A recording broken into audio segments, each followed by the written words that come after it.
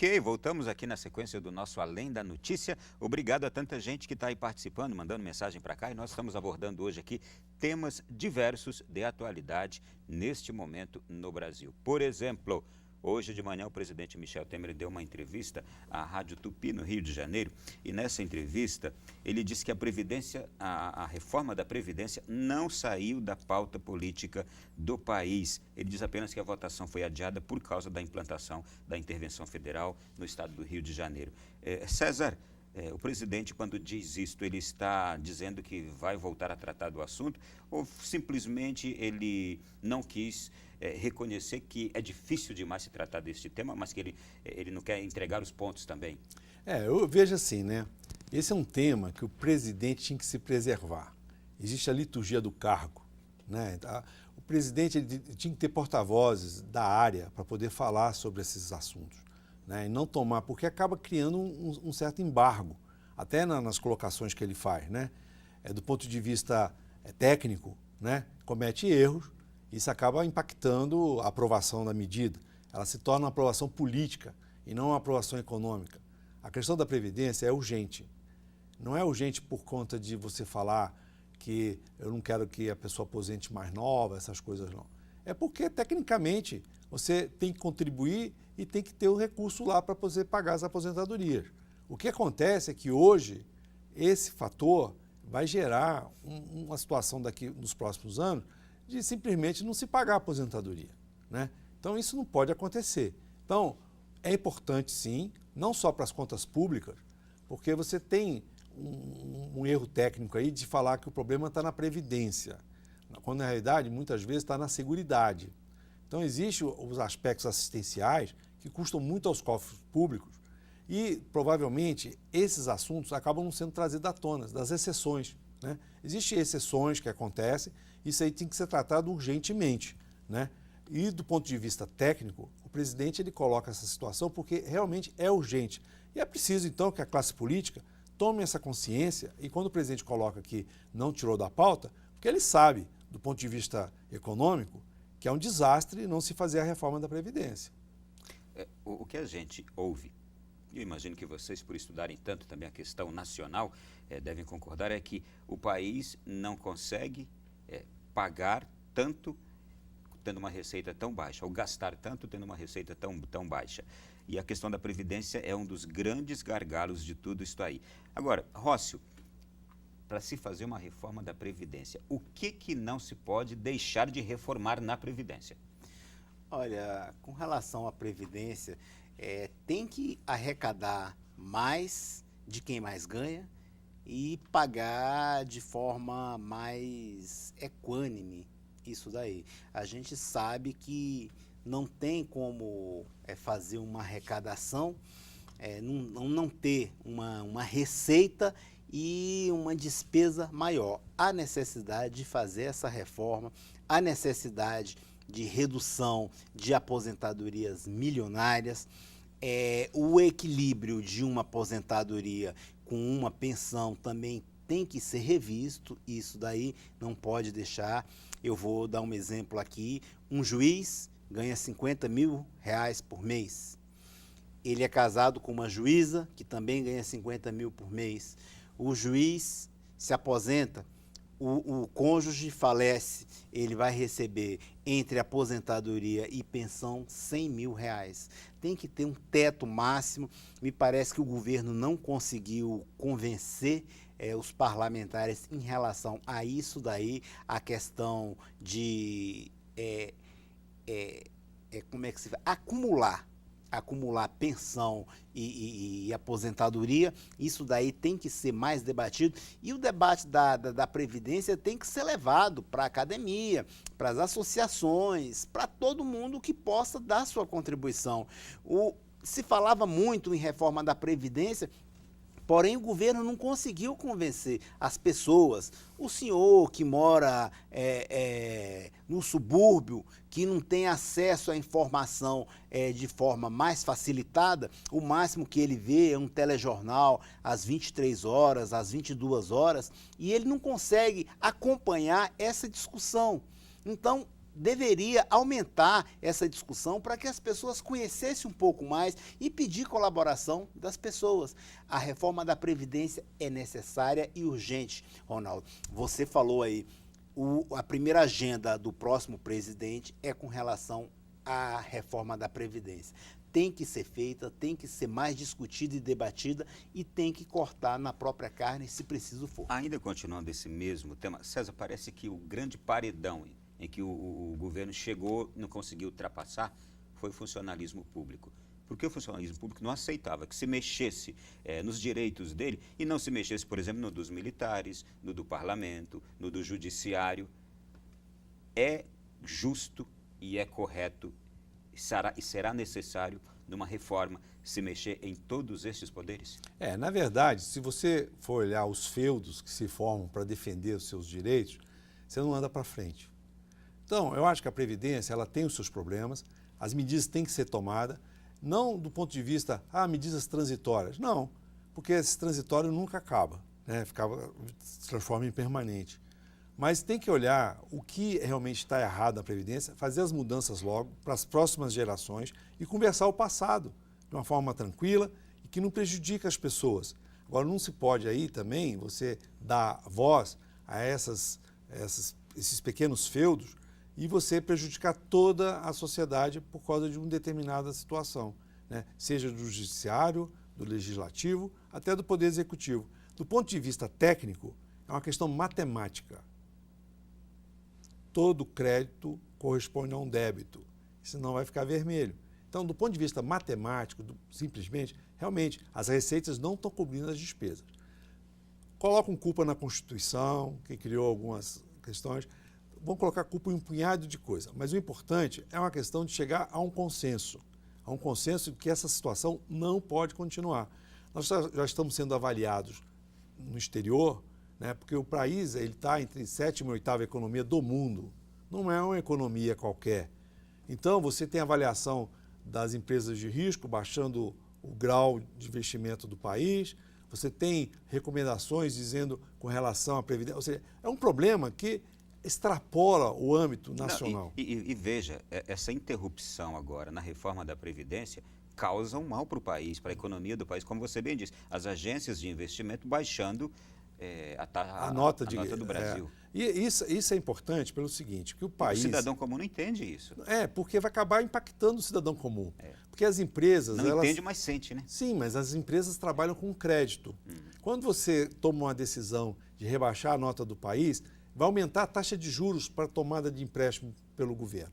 Como o Brasil é um país carente de poupança, nós dependemos do capital externo para investimento. Então, esse investimento é muito importante para a geração de emprego. Então, acaba, de alguma forma, impactando o cidadão, né? É uma coisa integrada. E esse que é o problema, porque a reforma da Previdência já é um problema que já vem comentando há anos e anos, não é questão de governo, é uma questão de Estado. Então, é necessário que se faça essa reforma naquilo que é urgente, né? E depois vamos discutir as exceções, né? Se a questão, no momento, é um ou outro querendo manter alguma vantagem, vamos discutir, mas é importante tomar a decisão, sobretudo, a idade mínima de aposentadoria. Então, não se pode, de forma alguma, fechar os olhos para esse problema. Bom, mas agora nós chegamos aqui num ponto dificílimo. Quem é que terá peito, sabedoria e força política para fazer isso? Estou falando de eleições. E estou falando de eleições neste ano em que exatamente a gente está aí numa situação de incógnita. Se o PT terá um candidato e se esse candidato será o Lula. Temos Bolsonaro, temos Marina, temos Alckmin, Ciro, Álvaro Dias. O que vocês estão pensando sobre este cenário aqui, daquele ou daquela que precisará ter peito, precisará ter força política e sabedoria para enfrentar temas como este aqui? Porque não dá para continuar adiando, porque o país vai sofrendo, os filhos deste país vão sofrendo com essas situações aqui insolúveis, né? É verdade. Ronaldo, com relação ao cenário político 2018 para as eleições federais, ainda é arriscado a gente fazer alguma análise e citar candidatos. vai ser aberta a janela eleitoral, que é um instituto criado aí onde os parlamentares, principalmente os parlamentares proporcionais, podem trocar de partido sem infringir o Instituto da Infidelidade Partidária. Eles vão trocar de partido e também é o mesmo prazo para as pessoas que serão candidatas se filiarem. Aí a gente já vai ver qual o suporte, qual a estrutura que cada partido vai ter. Por exemplo, se a Marina Silva vai ficar na Rede, se o Ciro Gomes vai ficar no PDT, se vai andar para outro partido, se vai fazer outra aliança, para saber para onde ele vai. Eu acredito que o PT deve lançar um candidato à presidência da República e esse candidato não será o Lula. Essa é uma análise... Porque o TSE está mandando o recado já claro de que não aceitará a candidatura dele. Exatamente, candidato que seja ficha suja. E o presidente Lula já entrou como candidato ficha suja por ter sido condenado por um colegiado. Ele já foi condenado em segunda instância, então ele não terá condições de ser candidato, certo? Mas eu creio que o PT lançará um outro candidato. O Lula vai pedir votos, né? Eu não poderia ousar falar que vai subir no palanque, porque eu não sei o que vai acontecer com ele de forma punitiva pela justiça. Então, ele vai pedir votos para determinado candidato e esse determinado candidato poderá vir a chegar ao segundo turno, mas não conseguirá ganhar o segundo turno. Vai ser uma eleição muito polarizada, com muitos candidatos. A questão Bolsonaro, eu não acredito que vai se lançar. O candidato hoje, Bolsonaro, pré-candidato, ele não terá força suficiente, porque para um candidato à presidência da República, ele tem que ser muito pragmático. A gente pode ver a questão do Lula em 1989, como ele era para o Lula de 2002, quando foi eleito. Muito diferente, ele assumiu, inclusive, com o mercado financeiro, que ele iria honrar todos os compromissos naquela carta de intenções, naquele protocolo. E hoje o candidato Bolsonaro, o deputado Bolsonaro, não tem esse comportamento e ele será rifado tal como foi feito com a Rosiana Sarney. Ô César, você também compartilha de alguma? Na verdade, assim, são nomes velhos para problemas novos, né, que eu fico vendo. São as mesmas figuras. Mas o mercado financeiro, ele olha muito assim, deixa como é que está para ver como é que fica. Então, eu vejo assim, você mesmo comentou no início do programa, né? Aquele filetezinho do Temer já lançando a candidatura dele.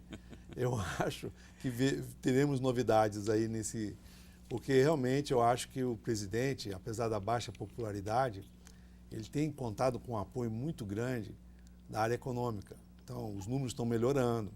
E nos próximos meses vocês vão ver. Então, você está dizendo que acredita que o Temer tem chance. Eu acho que ele já está trabalhando nesse sentido aí. Obviamente, dentro do próprio governo, ele tem que cuidar de algumas pessoas que querem ser candidatas também, né? Então, mas eu vejo... Rodrigo Maia. No caso do próprio ministro da Fazenda. É claro que nós estamos lançando nomes diversos aqui. Então... Mas eu vejo assim, de maneira clara, para o mercado financeiro, a leitura que ele está fazendo, é uma leitura de que a coisa vai ficar um pouco dentro da normalidade do ponto de vista histórico. Né? O presidente sempre teve uma força. Vocês estão me trazendo questões aqui, por exemplo, quando se falou de Lula ou de um candidato do PT, de Bolsonaro, a gente vê que são candidatos de uma extrema, de outra extrema. Não tem ninguém aí mais ou menos no centro que pudesse aglutinar mais votos, chamar mais atenção por ser um pouco mais de centro? Eu vejo assim, respeitando a questão assim, o Alckmin é uma personagem que traz isso. Só que é um nome velho, uma situação nova. O que nós temos é o seguinte, do ponto de vista econômico, né, o trabalho que vem sendo feito por esse governo tem dado resultado, né, devagar, mas gradativo. Isto é, se tem algo que está agradando, é a Sim. economia, não é? A inflação atingiu o menor patamar, a taxa de juros no menor patamar, o desemprego vai começar a refluir, porque os números mostraram isso, mostraram um certo equilíbrio, mas nos próximos meses vão cair, o PIB vai crescer, a renda vai aumentar, ou seja, só boa notícia.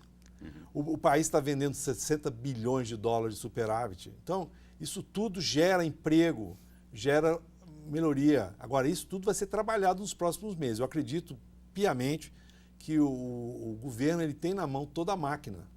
E isso vai ser trabalhado a favor ou de um candidato que vem do próprio governo, né, que ainda não saiu o nome ainda. Certo. Agora, do ponto de vista econômico, ano de eleição é sempre um ano positivo. Você tem despesa por parte do governo e isso acaba gerando mais consumo por parte das famílias e as famílias vão aumentar a produção das empresas. E aí é um ciclo virtuoso. Eu acredito que esse ano tem um fator político dos nomes, né? Porque são tudo nomes já carimbados, né? Todo mundo já conhece historicamente. Você não tem nenhuma novidade no cenário político. Então, isso, do ponto de vista do governo, isso é muito bom, porque ele vai poder trabalhar essas questões. Ou seja, pior não vai ficar para ele. Então, daqui para frente, eu acho que ele vai trabalhar essa linha e eu acho que podemos ter surpresas sim. Eu acho que teremos surpresas aí. Muito bem, olha, foi uma análise brevíssima, porque a gente está abordando muitos temas aqui neste programa de hoje, e no próximo bloco eu vou querer abordar duas coisas. O presidente Michel Temer disse hoje que o Bolsa Família não pode ser eterno. Se tem uma coisa que a gente tem que admirar é que ele fala coisas que não temem a afetar a imagem dele, né? E também tem aqui uma outra questão muito interessante. Os juízes federais aprovaram uma paralisação no próximo dia 15 de março, porque eles não querem o fim do auxílio moradia. Isso aqui vai dar pano para manga. Já no próximo bloco a gente volta.